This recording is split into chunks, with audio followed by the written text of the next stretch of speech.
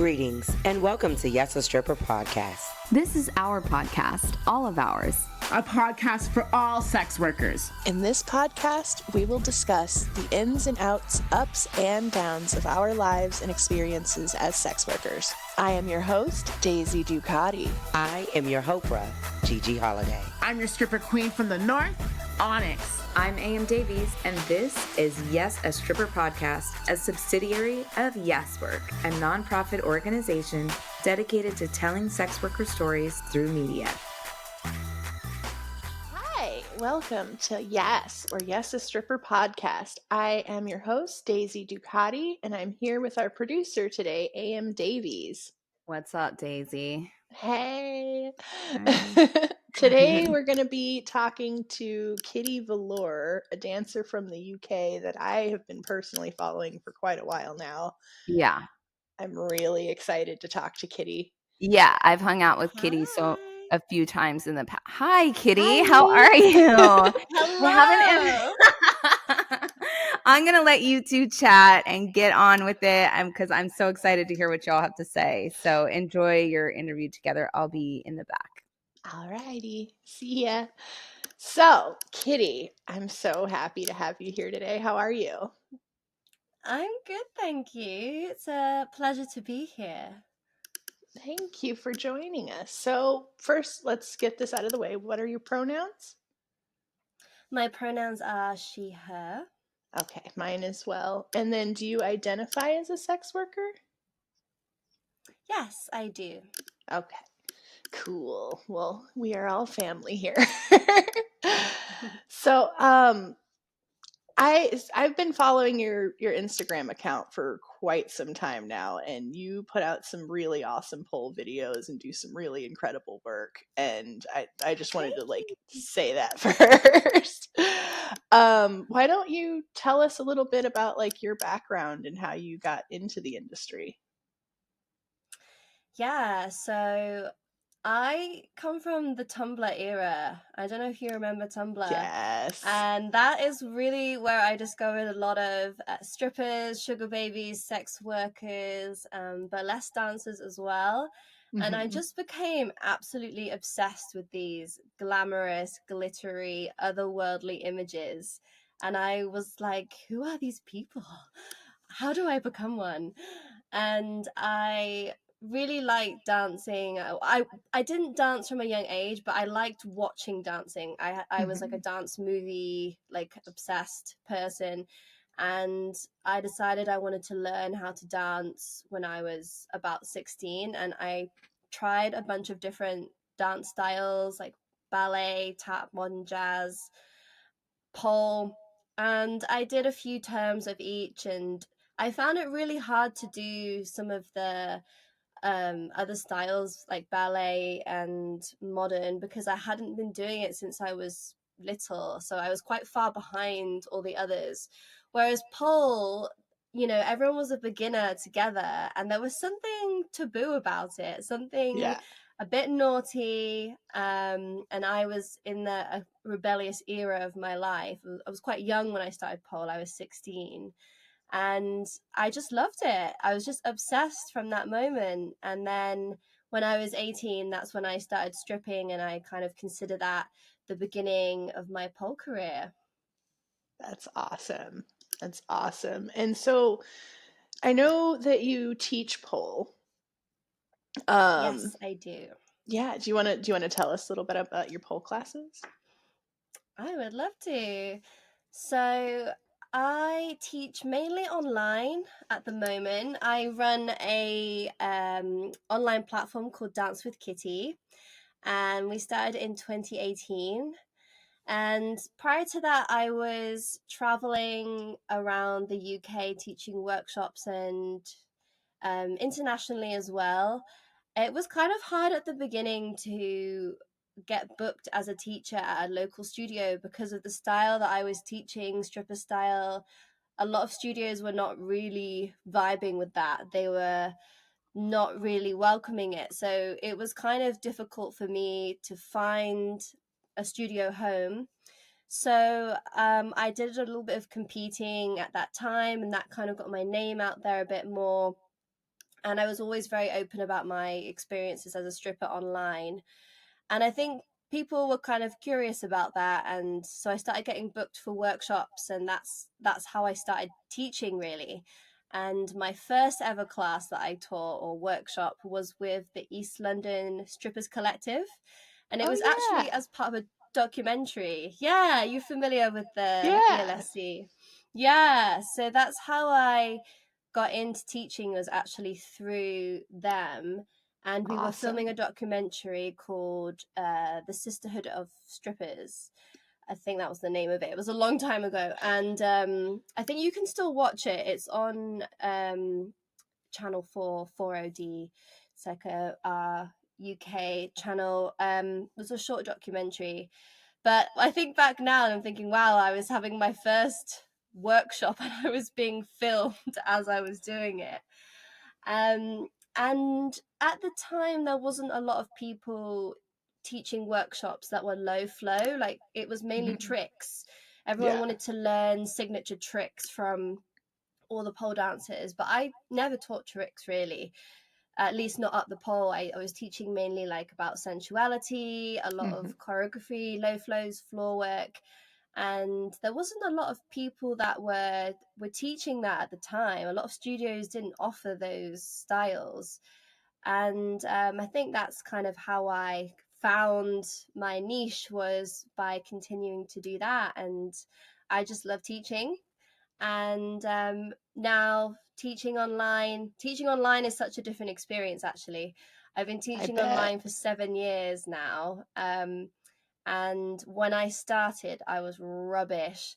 I was so awkward on camera. Oh. It's not the same as in person, because you get the visual, facial feedback, body language, but when you're teaching to no one, it's so weird. So Yeah. it's definitely something that exploded in 2020, and we all appreciated that we could learn from anyone online from all over the world. Totally. Yeah, I remember the 2020 boom of online classes. I taught like an online lap dance class and it was odd. It It was felt really awkward, challenging. didn't it, Yeah. at first? At the end of the class, I felt a bit deflated. I was like, did people enjoy that? I don't know. I can't tell because you can't see everybody. Yeah, it's So it hard was to really weird. gauge. Yeah. Totally. So what is the scene like for dancers in the UK? Because a lot of our listeners are here in the States, and like the States with like strip clubs kind of work a certain way. Are things different where you are? Yeah, I think the strip scene in the UK and in Europe is completely different to America. And I think when people think of stripping, they think of America, like American strip style, and they don't realize that it's not like that here at all. We Mm-hmm. don't have a tipping culture, so stage Mm. shows are dying out, really, because strippers don't want to go on stage because they're not getting paid for it. So it's Yeah. kind of pointless to them. And so most of them are reluctant to do it. They don't want to go on stage. A lot of strip clubs are removing their stages. It's all private dance based or VIP. Yeah, that's how they make their money, is those long kind of lap dances, but the social interaction as well, and less about the dancing. And it's more of a sales job, I would say. Here you have to have the gift of the gab. Yeah. Yeah, and I think that's partly why I left, because I just love the dancing aspect. I love being on stage. I love seducing people and connecting with people in that way. And when it became not about that anymore, I found it so difficult. And I just I'm an introverted person, so to be socializing with men all night, dealing with drunk, rude people, it was completely and utterly draining. And I just, yeah, couldn't be in that space anymore. It became quite toxic for me. Totally. And yeah, I totally get that. It can be very draining to be in that environment. But it's awesome that you were able to sort of take the same skill sets and pivot towards teaching and that sort of thing. That's pretty awesome. Yeah, I consider it my training ground. You know how dancers go to their conservatoires and their dance colleges. I feel like stripping was my dance training. That's how I learned stage presence and sensuality, eye contact, connection, all of those skills. And I feel pole is very much it originates as a freestyle dance movement. So I always found it kind of hard to teach to count or to teach things in a very specific way. I'd always encourage students just to do it in a way that feels good for their body. It's a very intuitive movement. And I think that is because it was always a freestyle. You just go on stage, do your thing. And there was this sort of casualness about it as well that I miss, because now when I perform, it's always very choreographed and there's more pressure to do impressive things.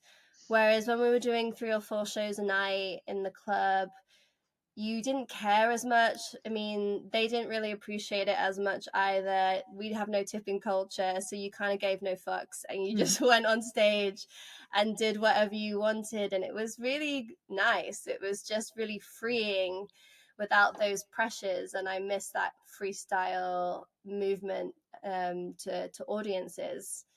And I'd love to talk a little bit about strip pubs, which I think is a different cultural different thing.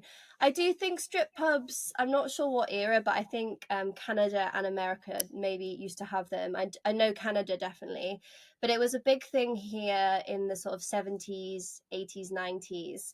And all it is I'll try not to go too detailed, but basically strippers were only found in private members clubs, so it was only for the elite really. And then later on they started to install poles into pubs so that the working class could also enjoy strippers, but most of the stages didn't have poles to begin with. And poles were introduced later to copy the American style, like in the 90s, I think.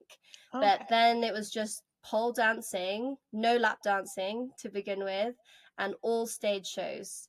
And we would go around with a pint glass and we would collect a pound coin from everyone in the pub.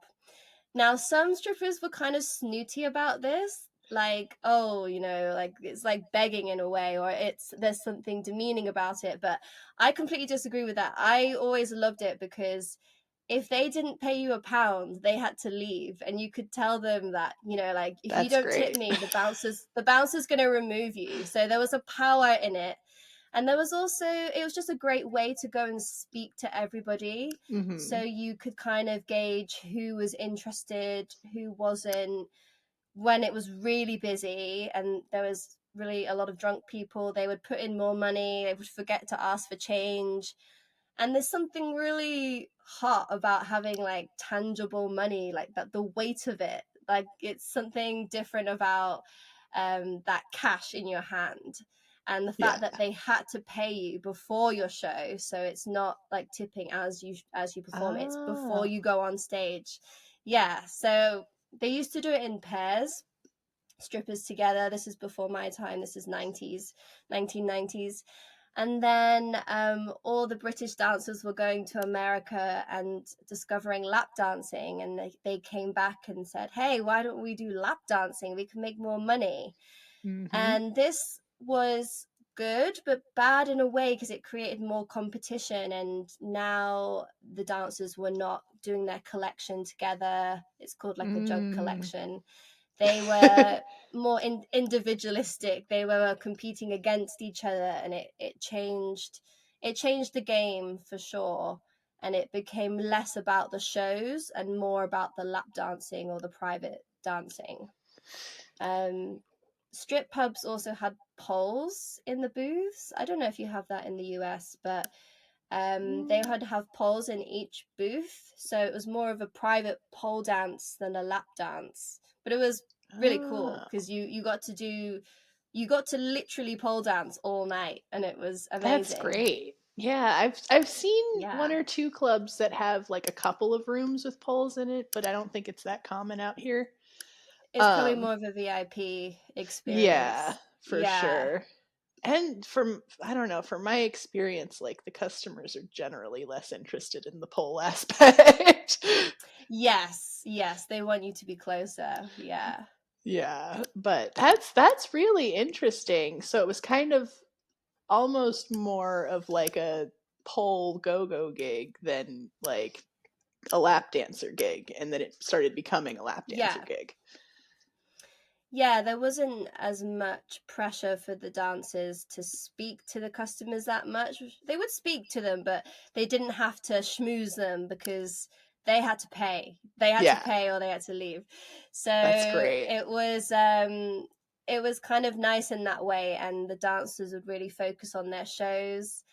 Some of them had like 70 different costumes. It was very like showgirl based then, before the private dancers came in, and then the lap dances.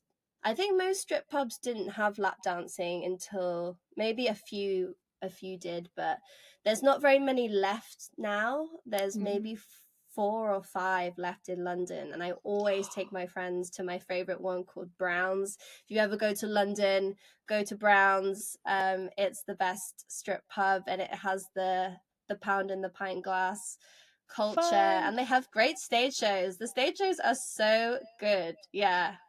So I Yeah. recommend that for everyone. It's amazing how fun the performances are when people are required to pay for it. Exactly. It's an incentive to actually go for it. And when I visited the US, I loved the strip clubs way more because of that. It was just way more fun with the Yeah. tipping culture and seeing the shows. And I remember seeing this dancer put like a dollar bill over her pussy, and then she like queefed and made it fly. I And love it's it. still one of the most amazing things I've ever seen. Yeah, I love the like strange tricks that strippers come up with. Like there's so much cool stuff I that these women can do. know. So good. It's amazing. I love it. Oh, so good. I'm gonna have to come visit and see Browns before this culture disappears. Yes, before it dies. Yeah, for sure. Because the place I used to work at, the White Horse, is not there anymore. It's been gentrified, and it was really known for having the best dancers and the best stage shows. I don't know if you know Felicity Logan, she used to work there. A lot of really amazing pole dancers used to perform there and do these incredible shows. And it used to have mirrors all along the back, and then like a Mm, bar at the back, so you could do tricks on the back bar with the pole as well. It was really cool. cool. Yeah, Man, really that fun. sounds awesome. I wish I could have seen it. I wish I could have seen it. Oh, so cool. Anyway. it it had its issues too, I think, because they were kind of known for like sacking dancers. I think Mm, all of us in the strippers collective, we mainly met through the strip pubs, and most of us have all got sacked from the strip pubs at one point or another, myself included, just because there was no regulation that there was no protection for the dancers. So you could just do one little thing wrong. Maybe she didn't like your haircut, yeah. literally that, and you could be fired. So it wasn't a perfect utopia, but it was definitely some good times, some good memories. That's a thing that happens out here a lot too, because all the or most of the dancers are independent contractors, so we're not technically employees. And a lot of clubs are known to just like I know people that have gotten fired for gaining weight and like because they wore the wrong outfit or the manager just didn't like them, and it was yeah, it's a thing. It's so bad, isn't it? And funnily, the reason I got sacked, well, this is what she told me. She sacked me by text, and she said that she just didn't like my dancing. That was the reason. She That's sacked me for that. wild. I know. But you know what it was in retrospect? everyone else who was there danced in this really like old school slinky smooth way, and I was just wild. I was a wild stage performer. I would clack, I would twerk, I would drop, and she didn't like that. She did not like that at all. How dare you have too much fun. I know. It was like, sorry, I have the energy. Right? Someone's got to be the exciting one. Yeah. But Ugh. it's such a shame that it just makes it so unsafe to work, because the job security is just not there, and you can lose your job at any time. Yeah, that's scary. And especially if there's not like a bunch of other places you can go, like that puts people in a really weird position. Yeah, we have some cities in the UK now that just don't have any strip clubs anymore. They're really cutting down on it. They have this thing called the nil policy, so they only give certain amount of licenses to the clubs, and yeah, they're trying to get rid of them. They tried to do it in Scotland, in Edinburgh, but I think it went to court and they won. But it's really having to fight for the right. So I think now there's a lot of underground clubs going on as well, which is kind of unsafe in some ways, but more accessible for some workers. And there's a lot of pop-up events coming up as well, like just a pop-up strip night, which is fun too. So that gives more agency, because they're normally run by strippers and sex workers and are a lot safer and a lot more fun. So that's kind of the way things are going now in our strip scene. But it's not really great here. There's probably some strippers thriving here somewhere, but it's definitely not as lucrative as people think it is. Yeah, for sure. I totally get that. So real quick, we're going to take a quick break, and then we will be right back. We're just going to pause for a second. Strippers United is partnered with the Black Sex Worker Collective to raise money for Black sex workers affected by the fires in California. Starting now and until the end of March, they will be accepting donations for our Black sex worker siblings that have lost income, their home, or suffered any other loss from the current disasters. Your donation would be considered tax deductible. From your donations this spring, Strippers United will disperse mutual aid to Black sex workers in Southern California who were affected by these disasters. To donate, head to strippersunited.org and find the donate button in the center of the homepage. That's strippersunited.org. As a way to support our work at YAS Podcast, we created a store, the YAS Store. All of the art in the store is made by sex workers, and all of the profits get shared with sex worker artists. Go to yesstore.shop to get your gear. It's stuff for sex workers, pole dancers, and sex worker allies. 10% of profits are shared with sex worker organizations. It's a great way to support our podcast and sex workers everywhere. That's yesstore.shop. And we're back with Kitty Velour. Kitty was just telling us all about the strip pub scene in the UK, and how it's kind of a tough scene to stay in because the job security just isn't there. But it sounds really fun. It sounds so much fun. Like the strip pubs are fun, definitely, but the clubs maybe not so much. Yeah. I love the idea of like prioritizing the performance element, Yeah, me too. I always get so jealous of old school strippers when they tell me that their job as a stripper was just being on stage, like no schmoozing, no interaction with men. I'm like, sounds so good. I would have loved to have been around in that era, but then at the same time, I'm sure there was more stigmatization in those times as well, and other difficulties. Totally. I know my first dancing job was at a peep show, so it was like a whole different kind of thing.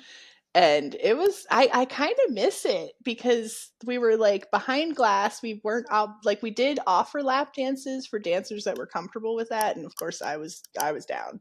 But it was like this glass box. We called it the fishbowl because there's all these little windows around, and the door would pop up and they'd peep through the window.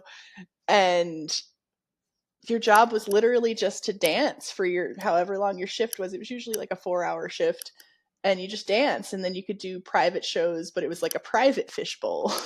So you're still not like I in the room love with the that. customer. And it felt so safe, you know? I was going to say it must have felt safer because of that barrier, the fishbowl barrier.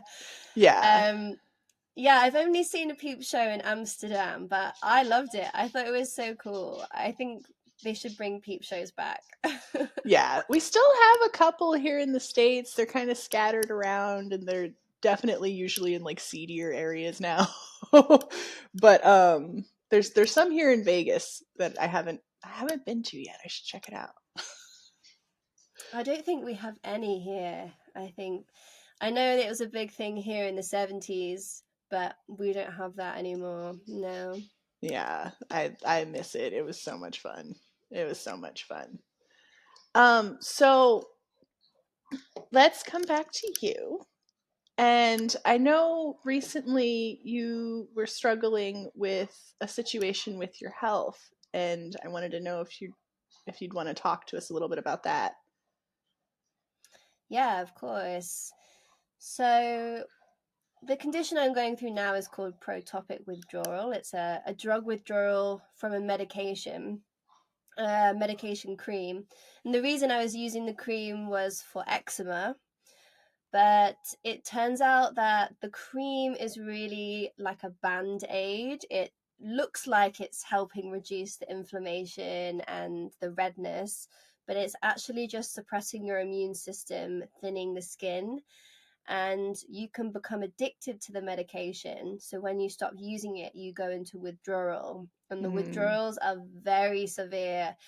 And it's not just a skin thing, it presents on the skin, but it's actually like a full body meltdown.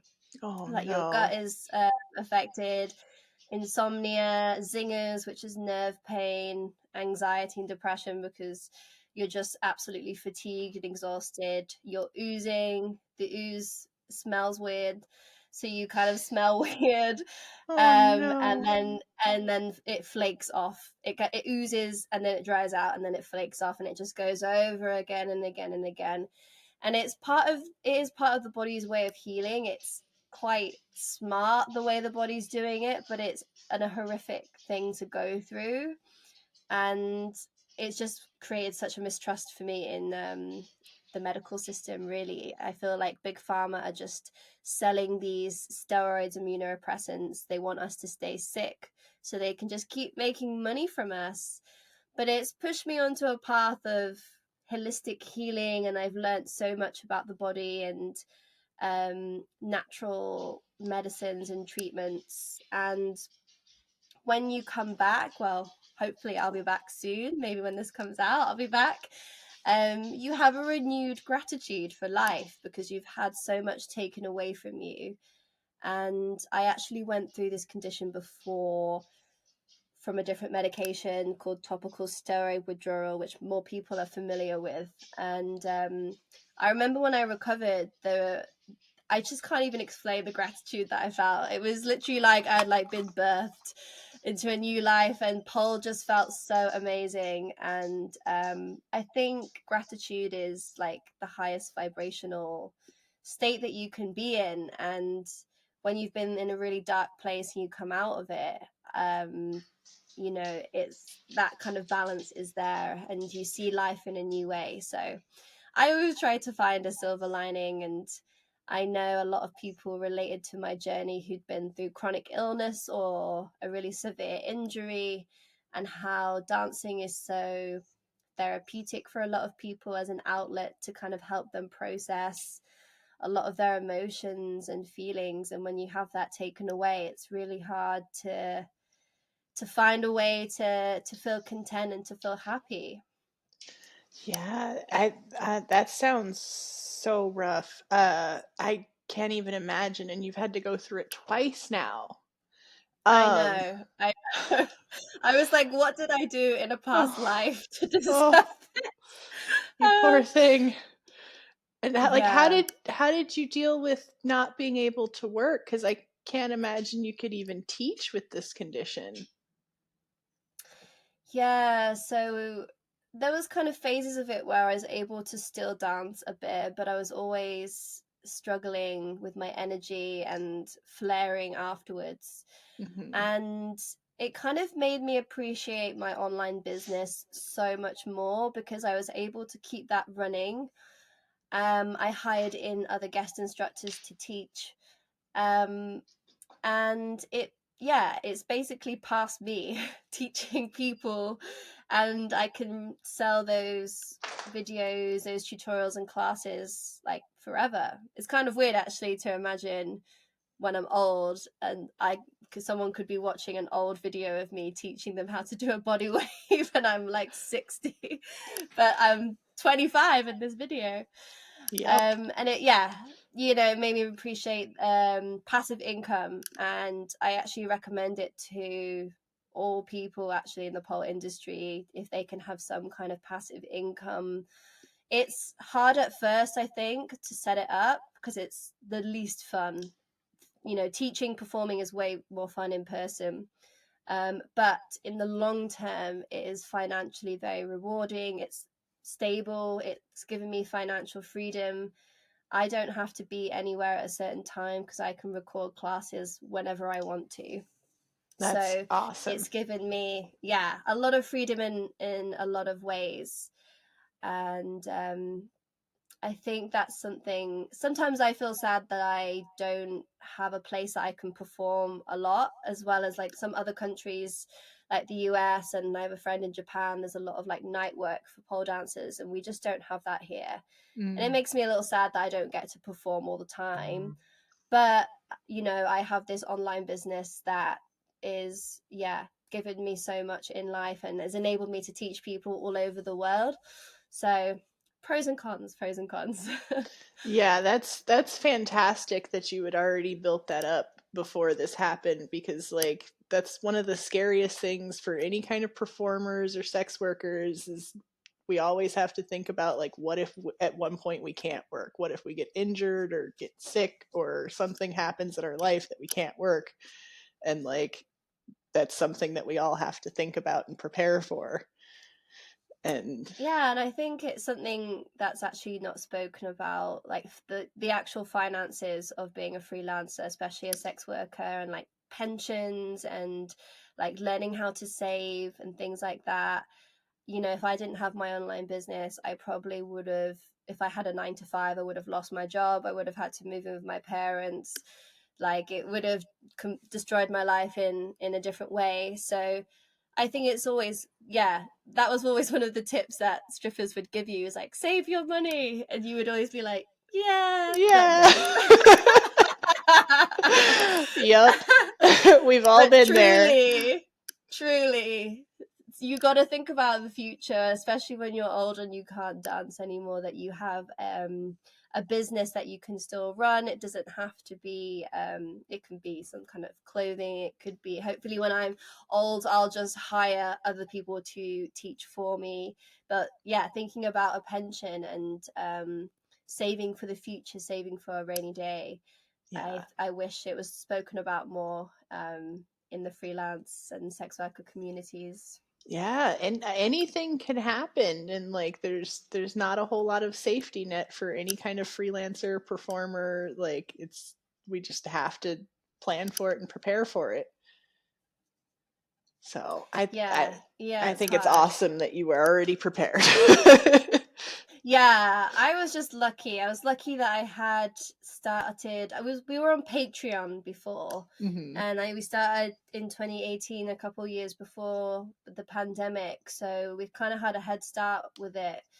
But I never really saw the value in it at the beginning. I just thought I just didn't think people would go for it because I guess people didn't really learn that much from their computers then. And then I didn't even know what Zoom was Yeah. before lockdown. And I didn't really like it at the beginning because you basically have to chat shit for an hour because they can't talk back that much. They can ask a few questions, but it did actually teach me to just like chat shit. Yeah, basically just chat, just keep talking, keep going, laugh at your own jokes. Totally. It's hard not having that it's a feedback. skill. Yeah, it's really hard. It's really hard. I think it's important for me to always still do some teaching in person because I learn a lot from people, issues that they have. You know, I can't predict every issue that a student would have if I was only teaching online. So I do like to teach in person so I can be with people in community, but also I feel like I learn when someone can't do something. It helps me teach better because then I have to think, okay, how can I figure this out for this person? How can I adapt this for them? And that's only something you can really do with that interaction with someone. Yeah, for sure. And how was it on Patreon doing poll things? Did you have to kind of tiptoe around what you were doing? Because I know Patreon hasn't been super welcoming to adult work. I think I'd left Patreon before it changed its rules because I Okay. know a porn star that I follow, Vex Tape. She makes really beautiful. Yeah, I know Vex. Oh yeah, I love her porn. It's really like just cinematic and awesome. And I remember seeing that their Patreon just got completely deleted. They just changed the rules and it just like disappeared. I think fortunately we didn't have that issue because we'd moved off of Patreon to a different platform called Uscreen, which is a video subscription platform. A lot of pole dancers use that for their businesses now. Cool. But I have had issues with censorship. Stripe blocked me for about a month and I had like thousands of pounds in my Stripe account and they just blocked me and I couldn't get paid. Oh no. It was really bad. And luckily the Uscreen, the company that hosts it, they actually are not judgmental and they really helped us work through it and we managed to appeal it. But it was really stressful time and it was partly because of our nails. They were too sexy or something. Your nails? Thumbnails, on the thumbnails. A cover. Okay, I thought you were talking about nails. Oh no, not my nails. Because I feel like I'm quite desensitized to it, so I don't find them like overly sexual, but then I forget, I'm like, okay, yes, I am laid on my back with my legs open and my crotch out, but that to me is just so normal.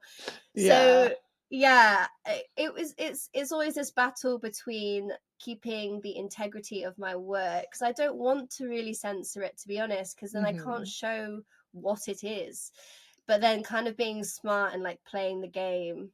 And then another big issue I had was my Instagram got deleted in 2023 and I got really depressed because it was actually, I didn't realize it was like all my memories. It was like my little corner of the internet, my little garden that I'd been tending to over the years, and it just been deleted.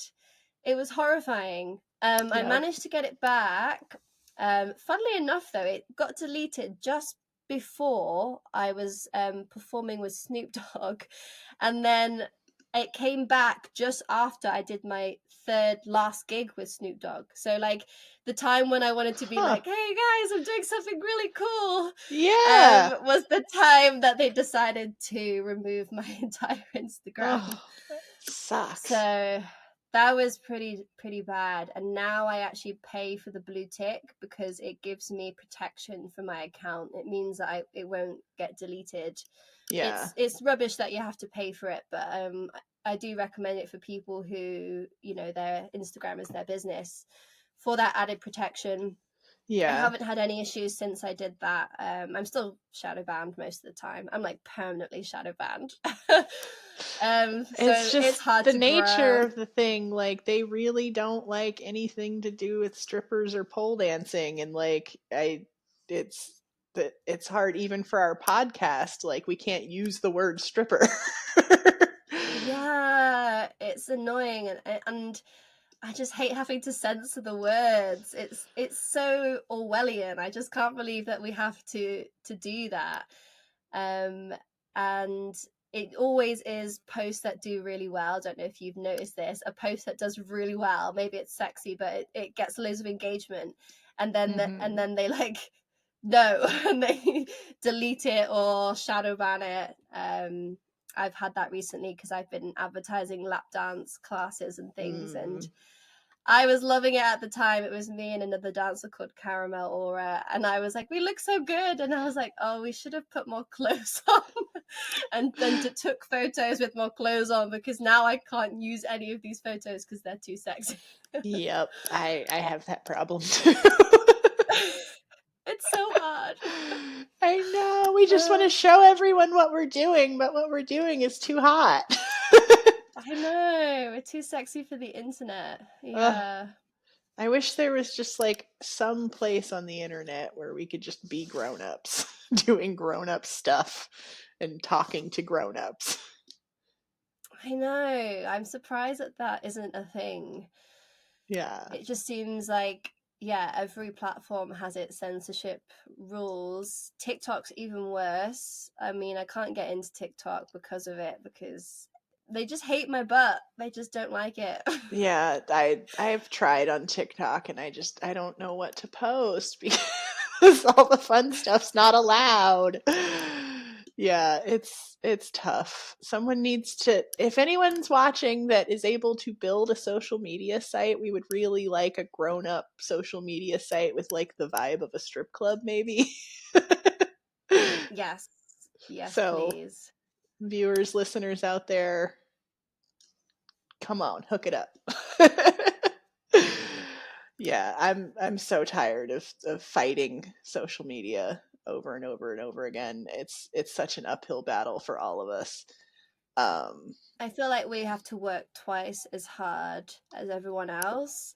Yeah. You know, we'd probably all have much bigger followings, and more business, but it really holds us back. And I think it's even harder now for people to grow on Instagram. I was fortunate that I managed to grow my account quite well before the censorship laws got really strict, and now, you know, for newbies it's so hard to grow. Yeah. It was so much easier back in our day. I know. I used to post some really sexy shit on there, but it was only 15 seconds long. Do you remember? Yeah. And I would put so much effort into it, and I thought it was like this big thing, but it was only 15 seconds. Oh man, I miss the old internet. I could talk all day about that. And when Tumblr was cool and porny. Yeah. Oh man. Anywho.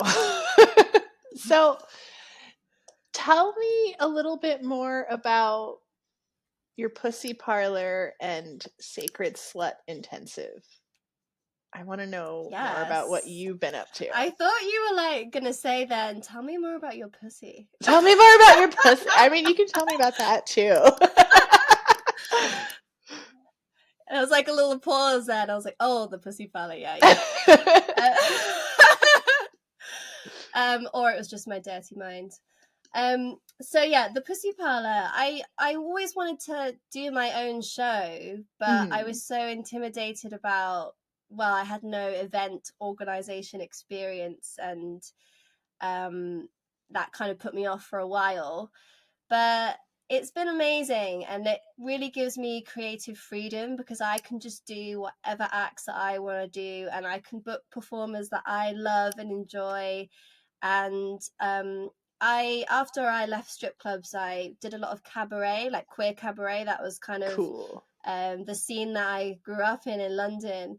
And you know, pole dancers weren't as often in like the circus shows and the cabaret shows, but strippers, pole dancers, we've always been there with the drag queens, with the comedians. You know, we've always been I'm part of circus as well. We've always been in that community. So I wanted to create a show where pole dancers are championed a bit more, And I do a mix. I have burlesque as well, and aerial and drag and all sorts. But it was just like to have my own space. And I feel quite relaxed at my own shows because it feels like it's like my house and everyone's like at my house. And it's like, oh, hey, everybody. And it's been really, really nice. And I get to do the themes that I want. And we have the tipping dollars. I kind of like it that it's small. It's about 150 people. And it's there's a more sort of intimate vibe about that. I think if it was bigger, people couldn't really throw the tips. I mean, they have to kind of scrunch them up and throw them. You get pelted. I haven't quite got the density right of the money for it to like fly. Yeah. It just kind of like you have to screw it up and throw it. That's why you need a stack. You gotta fold the stack in half and throw it the folded in first, and then it all goes flying. Okay, I need to teach everyone to do this. I've got it down to a science now.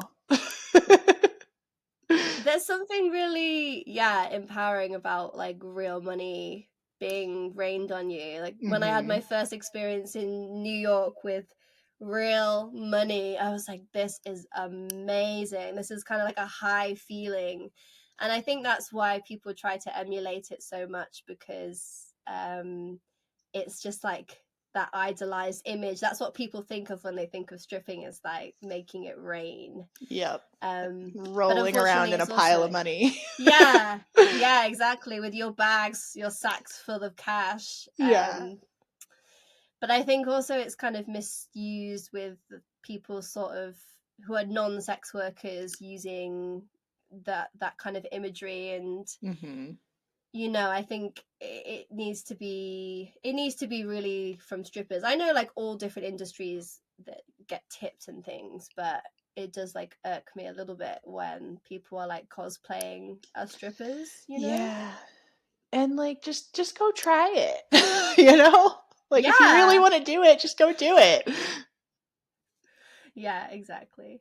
I never understood that, why people want to cosplay as strippers when they could literally just go try it.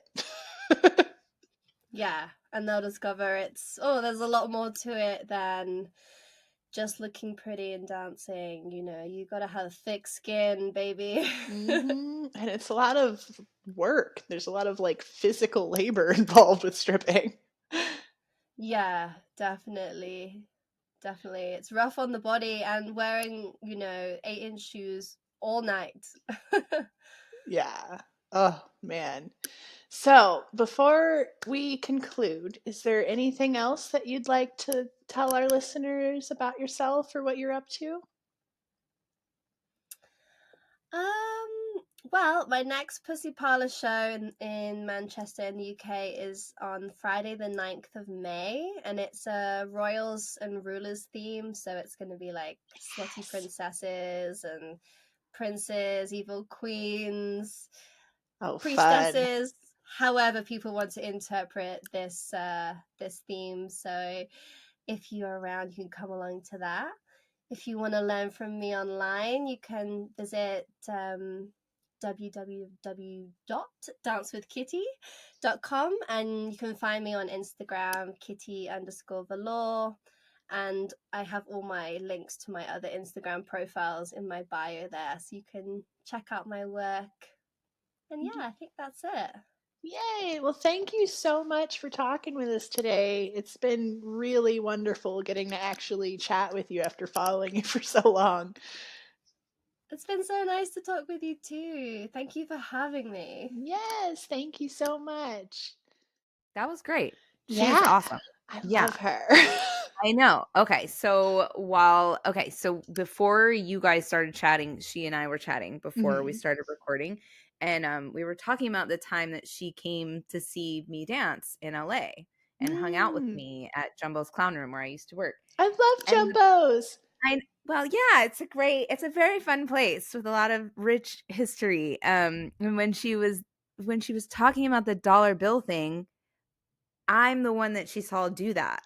I had texted you like, what? That's me. Yes. Yeah, I guess she just forgot that it was me. That's amazing. But yeah, I was like, oh my God, she's literally talking about me right now. Yeah, it was a queef dollar trick that I saw someone do and started copying it. Not at Jumbo's. I was somewhere else. And it's just, you spread your legs and you lift your hips up over your head and you fold a dollar bill longwise and then you just lay it over your vagina and no one can see your face, right? And so I take a big deep breath in. I go and like blow really hard, and the dollar goes flying up in the air. It literally looks like you queef it. It's so fun, such a crowd pleaser. I love it. You're telling us your trade secrets. I know. It was so fun though. It was one of the greatest things. But I think it's so weird that they don't. I feel like, did she say that they're removing lap dancing from the strip clubs?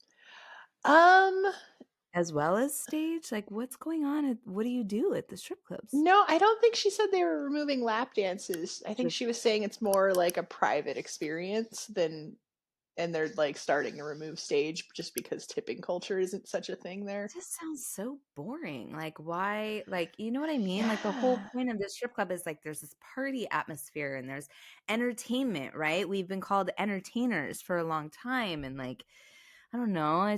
I remember I went to the UK. I've been there and I went to a strip club and I remember being like so disappointed by the atmosphere. Yeah. I feel like from what I'm seeing globally that like partying is also changing and the way people party. Like nightclubs aren't as fun as they used to be either. Yeah. And you would know, right? Because like I used to party in the clubs in Vegas, not just the strip clubs, but the clubs. And you've been going to those probably for years, right? Yeah. And I danced out here before I even lived here and it was wild. Remember how fun it used to be. And I don't know. That's like sad. I don't like to hear that partying's changing. I guess that's why pop-ups are so important. And that's why it's like up to us. But yeah, even if you go to like a regular nightclub these days, people just don't like dance like they used to. Like, remember early 2000s nightclubs? Yes. I mean, I was going to dance parties when I was like 15. Like, and they don't have dance clubs, dance parties anymore. You're right. What is happening? I think part of it is like the rise of social media and people are scared to like not look their absolute best at all times. But so like being in person, like you could fuck up because you can't edit it. Yeah, basically. No way. Like, I think people are becoming less risky about like enjoying themselves in general. That's my theory on the matter. I mean, I trust your theory. I mean, you live in Vegas. You live in Party Town. You see it all the time. And people still get messy drunk. Don't get me wrong. They're not like out dancing like they used to. Yeah. Whack. Anyway, she was amazing. That was amazing. I can't wait for that to hit airwaves and for the world to learn more about her. Yes. And you're such a wonderful host. Thank you so much for your exuberance and for letting me produce your episode. I'll let you close out and say all the things. Yeah, I'm so happy to have had the opportunity to talk to Kitty. Like I said before, I've followed her for a long time. And I adore her style. She's so cute. Yeah. She's so cute. Really cute. She is really cute. Yeah. I'm really glad we got to have this conversation today. And that's all we have for today. Thank you guys so much for listening to us and supporting our podcast. Yes. And don't forget to shop in our store. Daisy is wearing the cutest shirt that she designed. You got to show our watchers. It only takes one. Ain't that the truth? Yes. Go to YASstore.shop. That's YAS store.shop. Get your stuff because all of the profits go towards all kinds of sex workers, strippers, and sex worker organizations. So your money goes to good causes. Thank you so much for shopping there. Yes. And don't forget to subscribe and rate our podcast. Thank you for absorbing this episode of Yes, a Stripper Podcast. We love your listening. Yes, a Stripper Podcast is produced by Period Podcast Network. Please like, rate, and subscribe to our podcast, and please consider donating to help keep this podcast alive. Send your love to paypal.me/Yes, a Stripper Podcast.